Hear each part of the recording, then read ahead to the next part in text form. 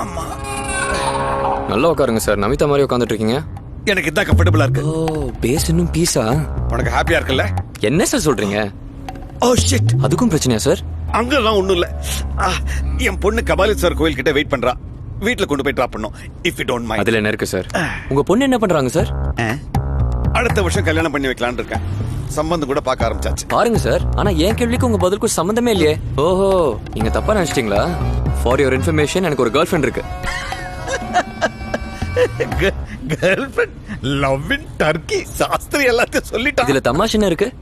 தமாஷ் இல்லாம பின்ன என்னையா, மொத்த ஃபேமிலி சீட்டிங் ஃபேமிலியாம. அப்பனுக்கு தெரியாம டர்க்கிக்கு வந்துட்டாங்களாம. என்னையா கோவம் வந்துருச்சா? இல்ல சார், கோயில் வந்துருச்சு.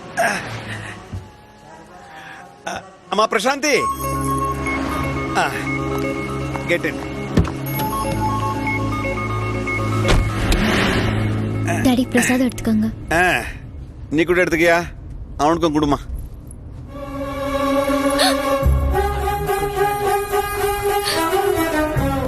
மா, இவன் என் சபார்டினேட், பேரு அஜய்.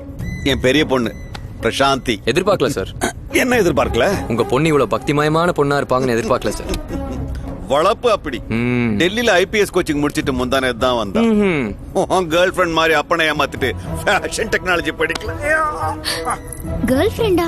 இந்த ஹேண்ட்ஸம் ஹீரோக்கு டர்க்கில ஒரு கேர்ள் ஃப்ரெண்ட் கிடைச்சதான். அந்த பொண்ணோட அப்பா ஒரு முட்டாப்பைய போல இருக்கு. ஐயோ, அவங்க விஷயம் நமக்கு எதுக்கு டாடி? அதுக்கு இல்லம்மா, இவன் கொஞ்சம் உஷாரா இல்லனா இன்னைக்கு அந்த பொண்ணு அவங்க அப்பனை ஏமாத்தின மாதிரி நாளைக்கு இவனை ஏமாத்துவால. என்னையா அப்படின்றீங்களா? பின்ன அப்போ நான் கேர்ஃபுல்லா இருக்கணும். நிறுத்துறீங்களா? என்னாச்சுமா? வீடு ஐயா, ஃபர்ஸ்ட் டைம் வீட்டுக்கு வந்திருக்க, காஃபி சாப்பிட்டு போலாம். 2 காஃபி எடுத்து வா. சரிங்க சார். அம்மா பிரசாந்தி, எங்கம்மா போற? உட்காருமா, இன்னும் நிறைய கதைங்க இருக்கு. உட்காரியா? ஏங்க, சூப்பர் மார்க்கெட் போனோம். நீங்க வந்தீங்கன்னா கேட்டு போகலான்னு வெயிட் பண்ணிட்டு இருந்தேன். எதுக்கு வெயிட் பண்ணோம்? போயிருக்க வேண்டியது தானே. உங்களை கேட்காம எப்ப வாசல் தாண்டி இருக்கேன்? சொன்னதை கேட்ட இல்ல? 22 வருஷத்துக்கு முன்னால கல்யாண மண்டபத்துல குனிஞ்ச தலை இன்னைய வரைக்கும் நிமிரல. ஒரு வாட்டி நிமிர சொல்லுங்க சார், பரவாயில்ல. தெரிஞ்சு போச்சா? எதுவும் தெரியாது, அனவசியமா உளர வேணாம். ஆண்டி கூட உங்க வளர்ப்பு தானா சார்? அஜய், இந்த கிண்டல்லாம் வேணாம். இது வளர்ப்பில்லையா, கௌரவம். உன் அத்தை மாதிரி புருஷனை ஏமாத்திட்டு டர்க்கில ஊரை சுத்துற டைப்ல என் பொண்டாட்டி. Hi daddy. Hi hi hi hi. என் சின்ன பொண்ணு சுஷாந்தி. நீ காஃபி சார், ஆண்டி கிட்ட நீங்க எங்க அங்கிளை பத்தி சொல்லவே இல்லையே. அவனை பத்தி என்னத்த சொல்றது? முட்டா பைய, தப்பெல்லாம் அவனது தானே. அவன் ஒழுங்கா இருந்தா இவங்க எல்லாம் ஏன் இப்படி அலையறாங்க? irresponsible fellow, கேன பைய, அறிவு கெட்டவன். Stop it daddy please. Ajay, எல்லாத்துக்கும் ஒரு லிமிட் இருக்கு. நீ வேணும்னா எங்க அப்பா உசுப்பேத்தி விடுற. என்னாச்சுமா? சாரி டாடி, உங்களை நீங்களே திட்டிக்கும் போது என்னால தாங்கிக்க முடியல. என்ன பிரசாந்தி சொல்ற? சார், அதை நான் சொல்றேன் சார். டர்க்கிக்கு வந்தது வேற யாரும் இல்ல, உங்க ஃபேமிலி தான். நீங்க சொன்னது கரெக்ட் சார். தப்பெல்லாம் அப்பா அதுதான், அதாவது உங்களது. ஃபேஷன் மீட்ல 12 நாடுங்க பங்கேற்கும் போது அதுல முதலாவதா வர டேலண்ட் உங்க பொண்ணுக்கு இருக்குதுன்றதை தெரிஞ்சுக்காம போனது உங்க தப்பு தான். ஆனா அந்த தப்ப ஆண்டி பண்ணல. இவ்வளவு நாள் அவ கெரியரை பத்தி கூட உங்ககிட்ட பேச பயந்த பிரசாந்தி இப்போ ஓபன் ஆனதுக்கு காரணம் உங்க மேல இருக்கிற பாசமும் மரியாதையும் தான். இதெல்லாம் உங்களுக்கு தெரியணும் தான் கொஞ்சம் லிமிட்டை தாண்டினேன். Sorry sir. இவங்க கிட்ட நான் கொஞ்சம் தனியா பேசணும். will you please wait outside? Sure sir. Sorry daddy, ஆக்சுவலா உங்களுக்கு தெரியும். விளக்கம் தேவையில்லை, எனக்கு புரிஞ்சு போச்சு. நான் ஸ்ட்ரிக்டா இருக்கணும்னு நினைச்சேனே தவிர உங்க மனசுல இருக்க ஆசையை சொல்றது கூட பயப்படுற அளவுக்கு கண்டிப்பா இருந்துட்டேங்கிறத நான் புரிஞ்சுக்காம போயிட்டேன். இன்னையில இருந்து உங்களுக்கு என்ன பிடிக்குதோ அதை என்கிட்ட சொல்லிட்டு செய்யுங்க. யாரோ சொல்லி நான் தெரிஞ்சுக்கிற நிலைமையில தள்ளிடாதீங்க. Anyway, congrats.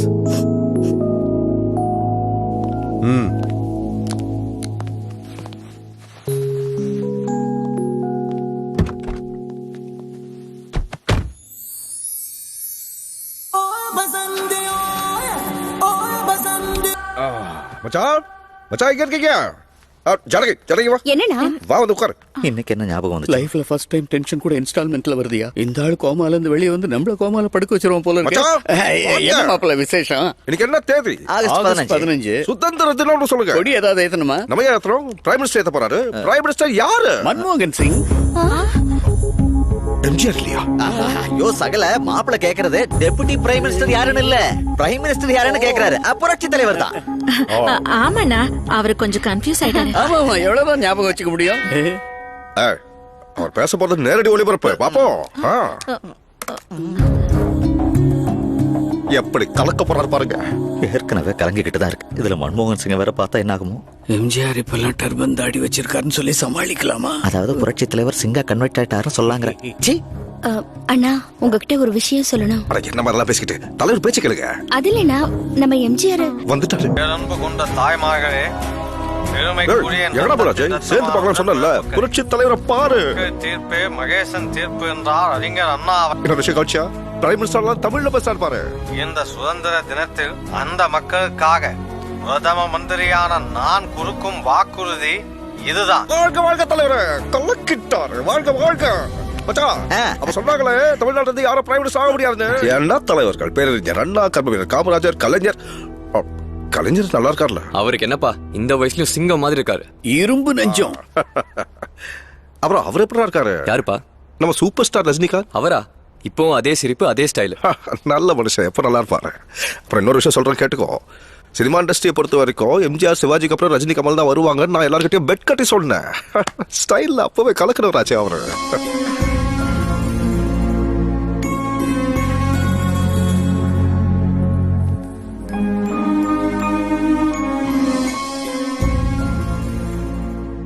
எதுக்குடா கவலைப்படுற?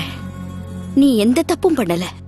உங்க அப்பாவை குழந்தை மாதிரி பாத்துக்கிறேன். உன்ன மாதிரி பையனை பெத்ததுக்கு என் அண்ணன் அதிர்ஷ்டம் பண்ணிருக்கணும். நிஜம்டா.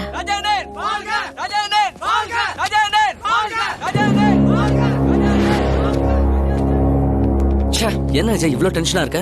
நாயக் இந்தியாவுக்கு வந்திருக்கான்னு இன்டர்போல்ல இருந்து தகவல் வந்திருக்கு. கமிஷனர் கிட்ட பேசலான்னு பார்த்தா நாட் ரீச்சபிள்னு வருது. ஹலோ. ஏய் போலீஸ், எம்எம்எஸ் பார்த்தல? கமிஷனர் உயிரோட வேணும்னா என் தம்பிய கூட்டிக்கிட்டு நீ மும்பைக்கு தனியா வரணும். ஒருத்தனா வரேன்.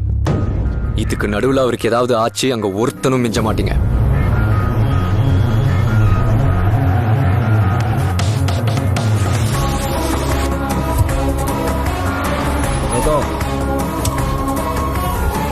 जाओ.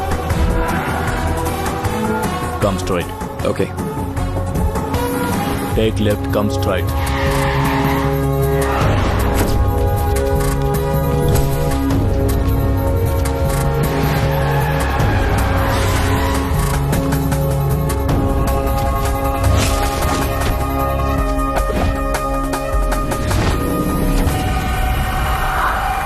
என் ஆளுங்க உன்னை இங்கிலீஷ் பட ஹீரோ மாதிரி இருக்குன்னு சொன்னா ஓவரா சொல்றாங்கன்னு நினைச்சேன். எக்ஸாக்டா இருக்கு. 1 இன்ச் ஹைட் கம்மியா இருந்தாலும் நான் டிசப்பாயிண்ட் ஆயிருப்பேன். எதிரி கூட பொறாமப்படுற அளவுக்கு இருக்கு. என்ன டிஸ்டர்ப் பண்ணவங்களை நான் போட்டு தள்ளணும்னு நினைப்பேன். ஆனா உன்னை சந்திக்கணும்னு நினைச்சேன். ஏன் தெரியுமா? நீ என் கூட போன்ல பேசினப்ப போலீஸ்னு திமிரா கர்வமா சொன்ன இன்டென்சிட்டி எனக்கு பிடிச்சது. நான் இது வரைக்கும் 26 பாம்பிளாஸ்ட் பண்ணிருக்கேன். என்ன தேடி வந்த 24 போலீஸ்காரங்களை அட்ரஸ் இல்லாம பண்ணிருக்கேன். என் மேல 113 கிரிமினல் கேஸ் இருக்கு. 13 நாட்டுல இன்டர்போல் எனக்காக வலை வீசுறாங்க. This is my track record. பண்டியை விட்டுரு. ஏய் லவுட் ஸ்பீக்கர், நான் வந்தது உன் தம்பியை ஒப்படைக்க இல்ல, உன்னை கூட்டிட்டு போறதுக்கு. I'm a gold medalist in 2006 IPS batch. நான் ஆன்டி குண்டா ஸ்குவாட்ல இருக்கும்போது 46 கேங்ஸ்டர்ஸ் போட்டு தள்ளிருக்கேன். ஆன்டி டெரரிஸ்ட் விங்ல 50 பேர், அண்டர் கவர்ல unlimited. All this just in span of 5 years. This is just not my track record. This is all time record. எப்படிடா இந்த தைரியம்? அது என் blood group. உன் கமிஷனர் இப்போ என் கையில இருக்காரு. டேய் லார்ட் லபக்தாஸ், இதர் Tegh.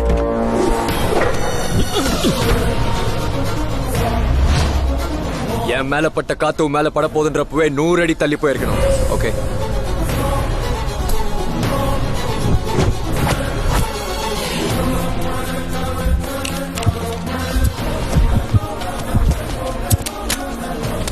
come again. Yeah, got it. Coming. எனக்கு 1 நிமிஷம் டைம் கொடுத்தா யோசிப்பேன். 2 நிமிஷம் டைம் கொடுத்தா ஆக்ஷன் ஸ்டார்ட் பண்ணுவேன். 3 நிமிஷம் டைம் கொடுத்தா முடிச்சிடுவேன்.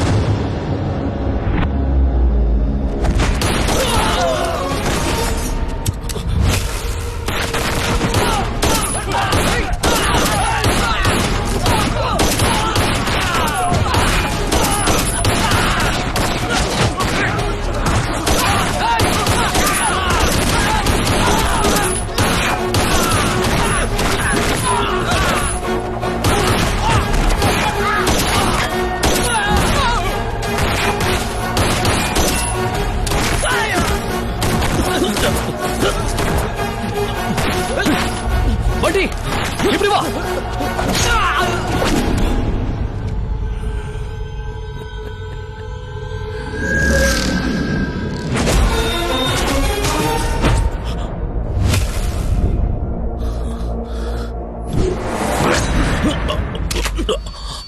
Ajay, drop the gun. ஓடு, இல்லனா கமிஷனர் சந்து அறுத்துருவேன். நோ அஜய், எனக்காக அவனை விட்டுறாத. அஜய், போலீஸ் எப்பவும் கிரிமினல் முன்னாடி தலை குனிய கூடாது. No Ajay, no.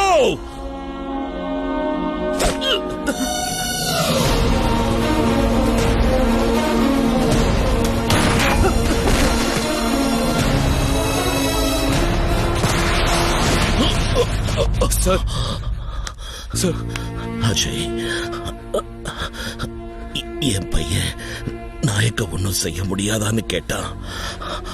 அவனை முடிக்கிறதுக்கு ஒருத்தன் இருக்கான்னு சொன்னேன். அது நீதாகிற நம்பிக்கையோட நான் போறேன்.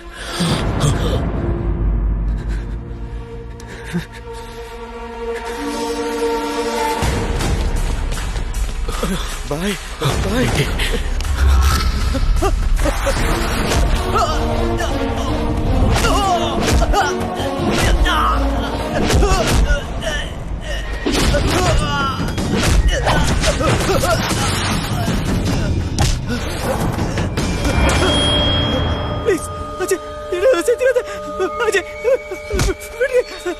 ஒரு தடவை மைண்ட்ல பிக்ஸ் ஆனா பிளைண்டா இறங்கிட வேண்டாம்.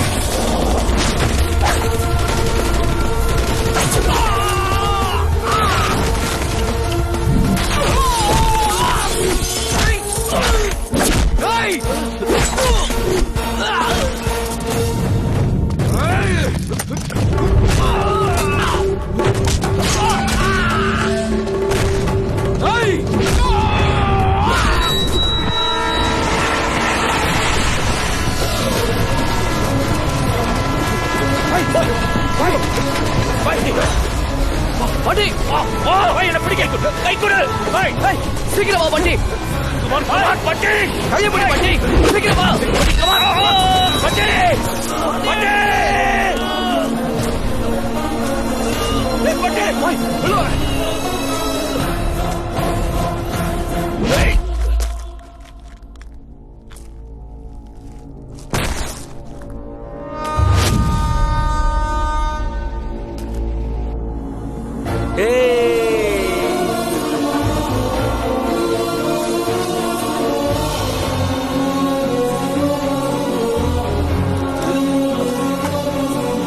எங்கள் அண்ணன் சங்கர்,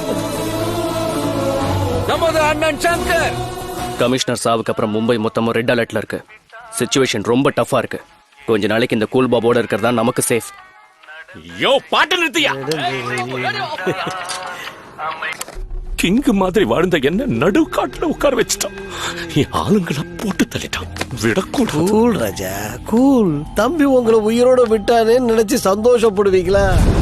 உள்ள பூந்து ஒத்தால துவச்சு எடுத்திருக்காரு. அவருடைய பொட்டன்ஷியல் என்னன்னு உங்களுக்கு தெரிய வேண்டாமா தம்பி? என்ன கொழுப்பா. முன்னாடி அவர் இல்லனா நாம இங்க இருந்து வெளியே போறது ரொம்ப கஷ்டமாயிடும். கோவத்தை கண்ட்ரோல் பண்ணுங்க ராஜா. நான் இங்க உங்களை தங்க வச்சேன், நீங்க என் நெத்தியில கண்ணை வச்சீங்க. ஆனாலும் நான் கோவப்படலையே. கூல் ராஜா. சுட சுட சாப்பாடு வச்சிருக்கேன், கூலா சாப்பிடுங்க. கடைசியில இந்த மாதிரி காமெடி பீஸ் கூட என்ன கிண்டல் பண்றாங்க. டேய் காதர், நீ என்ன பண்ணுவேன்னு எனக்கு தெரியாது. எனக்கு அவன் வேணும்.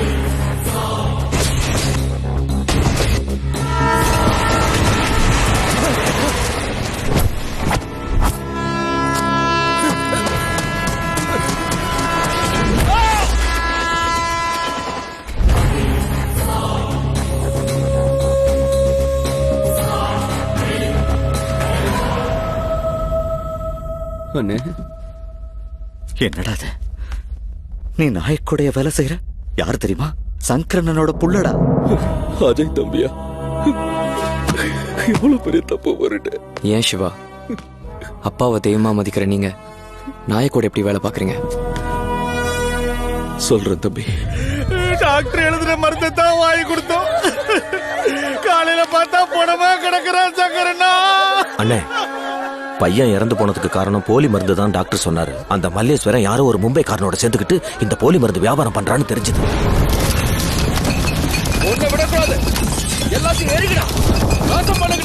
நீ சம்பாதிக்கிறதுக்காக ஒரு சின்ன பையனை பலி கொடுத்துருக்க. அவன் குடும்பத்துக்கு எவ்வளவு காசு கொடுத்தாலும் அந்த பையனோட உயிர் திரும்ப வராது. போலி மருந்து தயாரிக்கிறதை இதோட நிறுத்திக்கோ, இல்லைனா ஒன்னையும் உன் கூட இருக்கிறவங்க எல்லாரையும் அழிச்சிடுவேன்.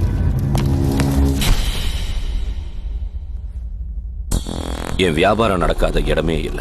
எங்கேயாவது யாராவது அரசியல்வாதி என் வியாபாரத்துக்கு தடையா வந்தான்னா அவன் பங்கு எதிர்பார்க்கறான்னு அர்த்தம். உனக்கு எவ்வளவு வேணும்? டேய், நீ எத்தனையோ அரசியல்வாதிகளை பாத்துக்கலாம்டா. ஆனா எங்க சங்கரன் அரசியல்வாதி மட்டும் இல்ல, தலைவன், மக்கள் தலைவன். தம்பி, மாஃபியாவை பத்தி உங்களுக்கு தெரியாது. எங்களுக்கு எதிரா யாராவது வந்தா முதல்ல பேசி பார்ப்போம், இல்ல சீவிடுவோம். என்ன பத்தி சரியா தெரிஞ்சுக்காம இங்க வந்துட்டேன்னு நினைக்கிறேன். ஒருத்தன் திருந்தத்துக்கு நான் ஒரு சான்ஸ் கொடுப்பேன். மக்களுக்கு கஷ்டம் கொடுக்காம உன்னுடைய பிசினஸ் மூடிட்டீங்க, இங்க ஓடி போயிட்டேன். மீறி இங்கதான் இருப்பேன் அடம் பிடிச்சு நான் ரெண்டாவது சான்ஸ் கொடுக்க மாட்டேன். க்ளோஸ் பண்ணிடுவேன் உன்னையும் வியாபாரத்தையும். Out out. அன்னைக்கு கார்த்திகேயன் வீட்டு கல்யாணத்துக்காக போயிட்டு இருக்கும் போது என்னடா ஆச்சு உனக்கு? சாரி அண்ணா, கண்ணு சொக்கிடுச்சு, கொஞ்சம் மூஞ்சி கழுவிக்கிறேன்.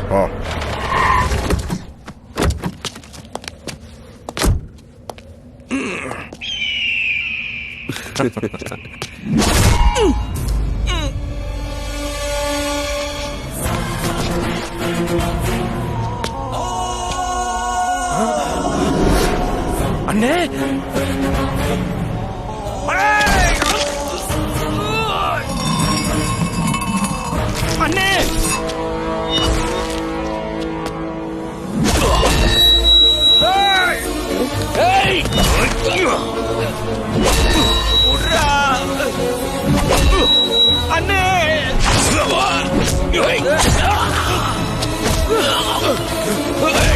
சத்யா தம்பி, சங்கரன் கூட்டிட்டு போ.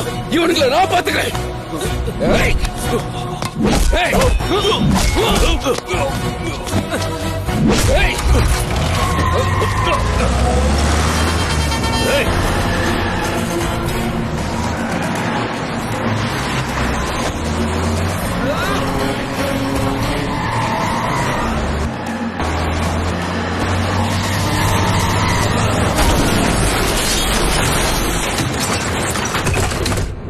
ஹாஸ்பிட்டல்ல இருந்து டிஸ்சார்ஜ் ஆன பிறகுதான் சத்யாவும் சங்கரனும் இறந்த விஷயமே தெரிஞ்சது. உங்களை பார்க்கலான்னு வீட்டுக்கு வந்தா நீங்க வீட்டை வித்துட்டு போயிட்டதா கேள்விப்பட்டேன்.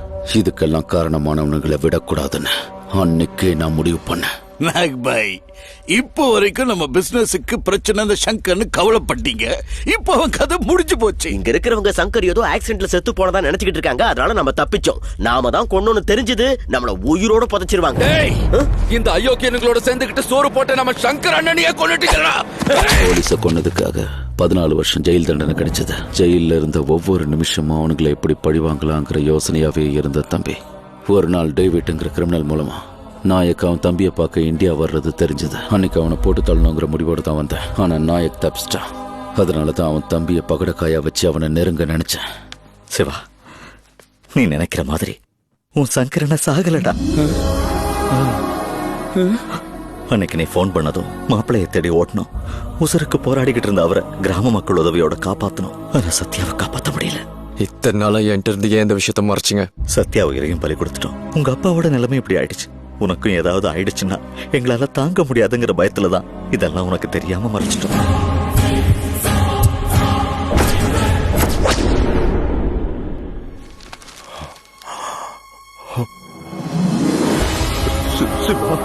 அண்ணே, வயசாகி போச்சுடா உனக்கு. அவன் கணேஷ் மாசிலா எங்க? அவங்க காசில இருந்து மத்த கோயிலுங்களுக்கு போய் பூஜை பண்ணிட்டு வரேன்னு போயிருக்காங்கண்ணா. நான் மட்டும் திரும்பி வந்துட்டேன். எல்லாரும் நல்லா இருக்காங்கல்ல? சத்யா கூட விசா கிடைக்காம அமெரிக்கால இருக்கானா? கிடைச்சது வந்துருவான். சத்யாவை அநியாயமா கொன்னுட்டாங்க. அண்ணனை இந்த நிலைமைக்கு கொண்டு வந்துட்டாங்க. அவனுங்களை விடக்கூடாது தம்பி. உயிரோட ஒருத்தன் இருக்க மாட்டான். சரித்திரத்துல யாரும் இப்படி ஒரு சாவை பார்த்திருக்க மாட்டாங்க. ஆனா இவனுங்க பாப்பானுங்க. அப்பாவை எப்படி நம்ப வச்சு கழுத்தறுத்தாங்களோ அதை விட அவங்கள நம்ப வச்சு நாம கழுத்தறுக்கும் போது ஒவ்வொருத்தனும் இப்படி சாகவா பிறந்தேன்னு அழுவணும்.